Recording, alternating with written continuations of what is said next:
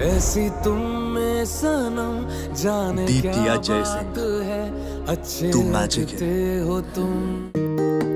বাবা সাইফ আলী খানের মতোই বলিউডে পা রেখেছেন ছেলে ইব্রাহিম আলী খান।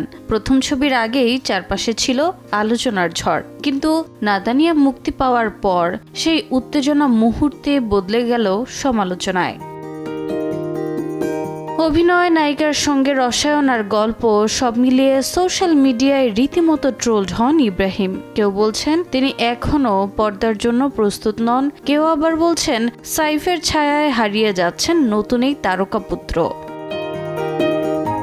এর মাঝে এক সাক্ষাৎকারে আরো বড় চমক, নিজের প্রথম ছবিটিকেই খারাপ বলে বসলেন ইব্রাহিম নিজে। বললেন, খোলাখুলি বলছি, ওটা সত্যিই খুব খারাপ ছবি ছিল।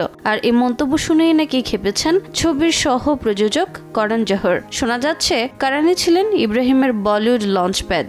সমালোচনার পরও সরেজমিনে আবার সুযোগ দিয়েছিলেন তাকে, কিন্তু এখন ইব্রাহিমের এই মন্তব্যে নাকি চিড় ধরেছে সেই সম্পর্কেও। তবে বিতর্ক পেছনে ফেলে ইব্রাহিম এখন মনোযোগ দিচ্ছেন নতুন ছবি দিলেরে। বলছেন, ভালো কাজের মাধ্যমে করণ স্যারকে গর্বিত করতে চাই, কিন্তু করণ জোহরের দিক থেকে এখনো কোনো প্রতিক্রিয়া নেই। বলিউডে তাই এখন গুঞ্জন, গুরু শিষ্যের সম্পর্ক কি তবে ভাঙনের পথে? রোজা চৌধুরী, সময় সংবাদ।